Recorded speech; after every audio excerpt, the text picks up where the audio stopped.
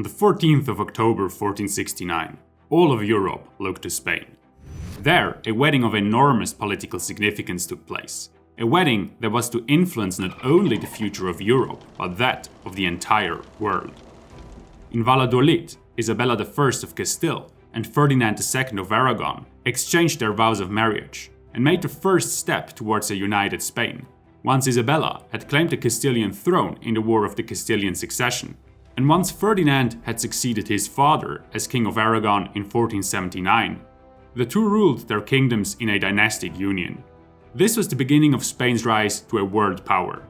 However, at this point, they still lacked an army to conquer the world, which was the next item on Isabella's and Ferdinand's to-do list.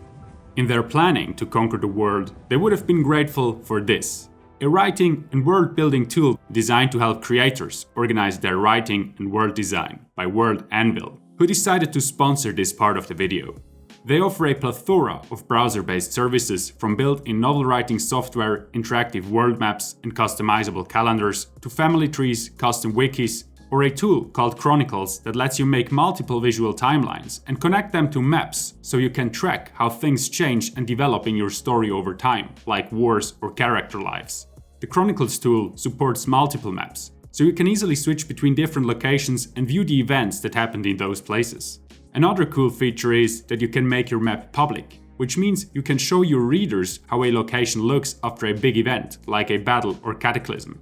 In the same vein, you can link articles to your world events, meaning your readers can learn more. Lastly, Chronicles allows you to create your own calendars, changing time, days, weeks, months, and years to suit your world. So if all that sounds interesting, check out the link in the description for more details. And if you're interested in annual membership, you can get 40% off with the promo code SandRhoman. Once firmly seated on the throne, the two rulers embarked on a program of reform. On the one hand, they wanted to centralize power and extend their control over the institutions and people. On the other hand, they sought to remedy the shortcomings of their kingdoms. This was especially true in Castile, where Isabella reformed the administrative system and addressed enormous debts left by her predecessor, and attempted to control rampant crime rates. In order to fight crime and support her power, she needed an armed force under her direct control. Since the Middle Ages, many towns in Castile had maintained protective leagues, organized as brotherhoods of laymen, called hermandades. They used to be a fickle ally to Isabella's predecessor, so that in 1476 she reformed these local brotherhoods into a centralized Santa Hermandad, the Holy Brotherhood. The Santa Hermandad had a supreme decision-making body made up of the representatives of the participating communities, but it was led by a council whose members were determined by Isabella and Ferdinand. This way, the two monarchs now had a kind of military police which they used to pacify the country. It also reduced their dependency on the cities and nobles of the realm, because they didn't have to rely on feudal levies as much anymore. Hermandad troops had been already used for military purposes in the War of the Castilian Succession, though rather sporadically. This changed soon, and a few years later they fought in relevant numbers alongside the feudal levies, mercenaries and crusaders who conquered the Emirate of Granada for the Spanish kings. They provided a force of 4,000 heavy cavalrymen and 4,000 jinetes, light cavalrymen, at the very beginning of the war, and kept playing a decisive role throughout the conflict. During the Granada War, the Santa Hermandad not only grew into a reliable military force, but also the administrative and logistical foundations for Spain's military future were laid. While Ferdinand was leading the troops into battle, Isabella took care of logistics and supplies. She mastered the daunting organizational task so brilliantly that the military historian John Frederick Charles Fuller once called her, quote, one of the ablest quartermaster generals in history, end quote. As part of this task, Isabella introduced key innovations. She set up a network of military messengers to improve communications, had the road network massively expanded, and decisively promoted the production of firearms. She especially increased the production of artillery by bringing gunsmiths from France, Germany, and Italy to Spain. New powder mills and production facilities for ammunition were built, and modern guns were acquired in large quantities. According to Josep Perez, an expert on the history of Spain, during the siege of Baza at the height of the war, Isabella's machinery was so well attuned that she was able to muster a formidable army of some 15,000 cavalrymen and 80,000 infantrymen to deploy against the city.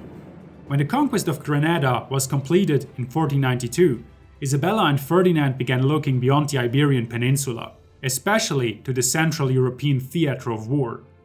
At this time, they were facing what René Quatrefages calls, quote, the crisis of the medieval Spanish military system, end quote. The Spanish army was built to fight the Muslim kingdoms of Iberia, whose armies tended to rely on mobility and light armor. Isabella and Ferdinand knew that they would be facing armies of a very different kind in the coming decades. Most notably, the modern French army with its heavy cavalrymen, the gendarmes, and the Swiss pikemen in their service, who together dominated the battlefields of Europe. The conflicts that shaped the armies of the Iberian Peninsula to a large extent are usually known under the term Reconquista. This concept refers to the Christian reconquest of the Iberian Peninsula from Muslim kingdoms from the 8th to the 15th century. However, this is a tricky one. The trend in recent historiography is to increasingly cast doubt on this concept, which is based on the argument that these conflicts were a complex set of events rather than a more than 700 years long unified effort by Christian kingdoms to reconquer Muslim territories. But regardless of the flaws of the concept, the various conflicts between Muslim and Christian kingdoms led all armies on the Iberian Peninsula to be heavily weighted toward mobility, responsiveness, and close combat. And this military aspect is the important part for the purposes of this video. Spain's light troops were suited to conduct mobile campaigns in any terrain and climate, much of which consisted of raids, ambushes, and other hit-and-run tactics. But they were certainly not fit to face heavy cavalry and disciplined pike squares in open field battle. According to the different demands of the wars the medieval Spanish kingdoms had fought, the armament, organization, and fighting style of the Spanish troops differed heavily. The various mercenary troops, private armies, and feudal levies, that is, simply put, lords or knights who provided a contingent of their own troops, used a wide variety of weapons ranging from swords, bows, crossbows, various pole weapons, and soon firearms to slings and javelins. They did not specialize in a particular weapon, like, for example, the Swiss in the pike or the English in the longbow. Because of this, the two monarchs set out to reform their medieval army. In order to be competitive on the European stage, it had to be turned into a modern military force, imitating the heavy cavalry of the French and the pike squares of the Swiss. It needed to be permanent and financed by taxes, and, most crucially, it needed to be controlled by Isabella and Ferdinand as directly as possible. This would further reduce the dependence on cities and nobility and thus increase their power. Needless to say, most nobles were far from pleased that their monopoly as defenders of the land and property was ended. But this did not stop the two monarchs. In 1493, they established mounted companies in the style of the French ordinances called Guardias de Castilla. These originally consisted of 25 units of 100 men each, called capitanías. At the beginning, 20 of these units were made up of men-at-arms who wore plate armor, something that had not gained a foothold in Spain until the end of the 15th century. The other 5 capitanías consisted of the traditional jinetes. While jinetes simply means rider in today's Spanish, back then they were a distinct type of troop that was heavily influenced by fighting Muslim light cavalry.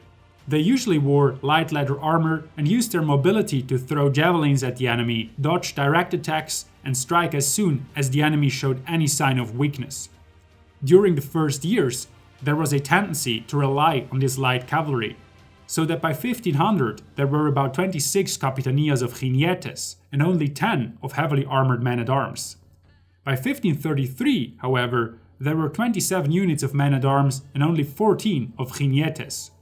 2 years after these first adjustments, Isabella and Ferdinand also made changes to the infantry department.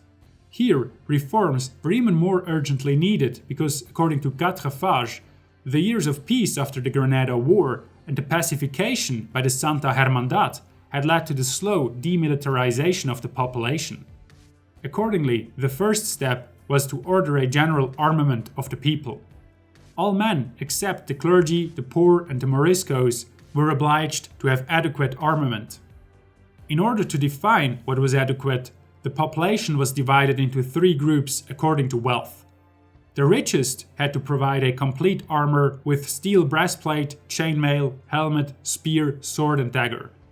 The moderately wealthy had to provide only a simple breastplate with shoulder protection, a sword, a dagger, and a shield, but also had the choice to carry a crossbow.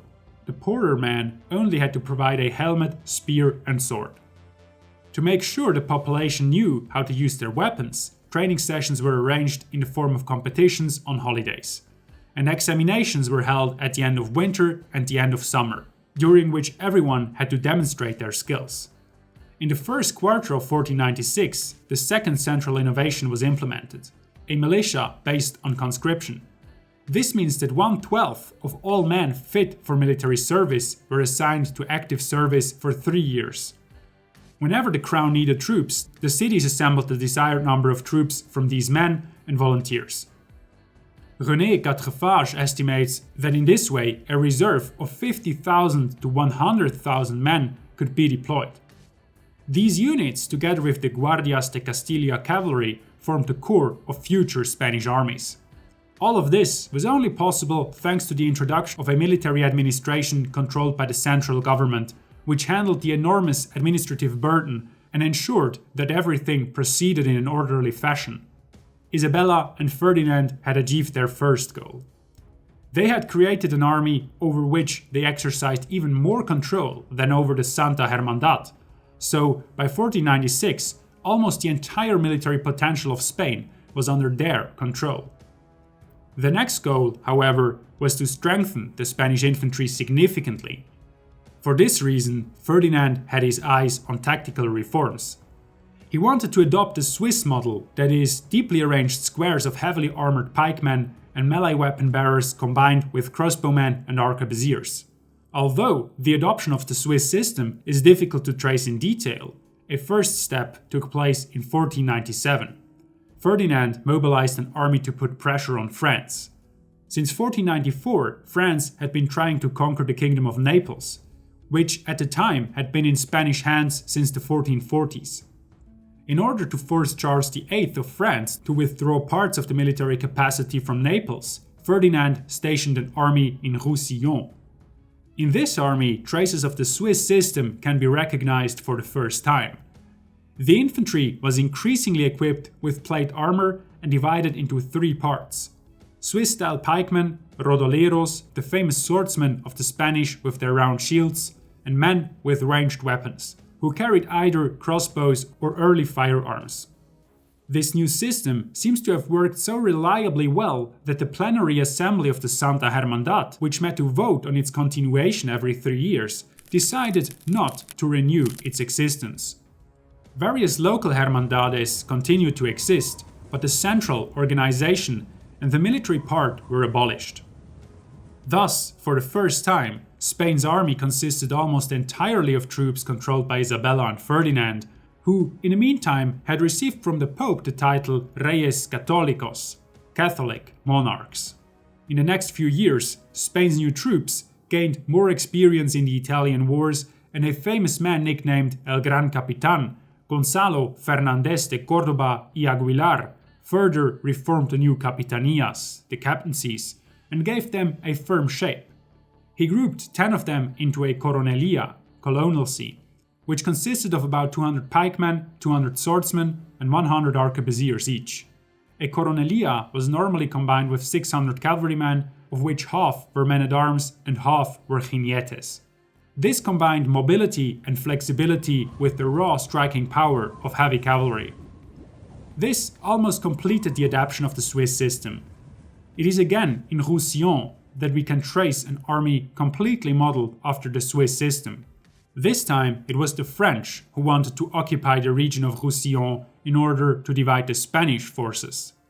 The infantry of the army that Ferdinand was leading was not only similar to the Swiss troops, but also armed in a similar way as a first-hand account nicely demonstrates. The town of Santo Domingo de la Calzada was asked by Ferdinand to provide a contingent of 300 men, quote, to fight on foot in the manner of the Swiss, end quote.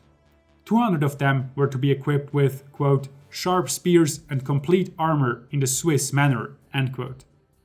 Ferdinand had the required weapons imported from Germany or manufactured by blacksmiths in the region. So, it seems, he had finally achieved his goal. The Spanish infantry had their own Swiss-style equipment and formation, and the Spanish could now finally confront the French with equal means. They had their own efficient cavalry and powerful pike squares. These new troops demonstrated their efficiency that same year. In the spring, Cordoba led his army into the battle near the town of Cerignola. We have referred to this battle many times because it is such a crucial moment in military history. It is considered one of the first European battles won primarily with black powder, as the Spanish cannons and arquebusiers simply shot the attacking French cavalry and their Swiss infantry to pieces before the Landsknecht's mercenaries in Spanish service finished them off. After the battle, the defeated retreated to Gaeta, while Cordoba marched his army to Naples, where he drove out the French garrison, replenished his reserves, and then also moved north toward Gaeta. Because the French reinforcements were approaching, he didn't close in yet, but followed the enemy along the Garigliano River.